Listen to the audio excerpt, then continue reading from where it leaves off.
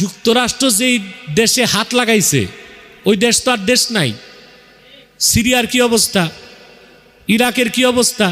ও তো সব জায়গায় সমাধানের জন্য গেছিল, সমাধান হয়েছে না সমস্যা বাড়ছে? লিবিয়ার কি অবস্থা, না খেয়ে আছে। তো সেই অবস্থা বাংলাদেশে যে হবে না, গ্যারেন্টিটা দিয়া দাও, গ্যারেন্টি দাও, তাহলে আমরাও বাহবা দিয়ে ডাকবো আসো। কারণ আমরাও চাই জুলুম মুক্ত বাংলাদেশ, আমরাও চাই জালেম মুক্ত বাংলাদেশ, আমরাও চাই শৃঙ্খলিত আলেমদের মুক্তি এই মুহূর্তে। কিন্তু সেটা অতি আবেগ কিংবা অতি রঞ্জনের মাধ্যমে নয়। আমার বক্তব্য স্পষ্ট ছিল, আগেও বলেছি এখনো বলছি, বাংলাদেশে কি যোগ্য লোক নাই?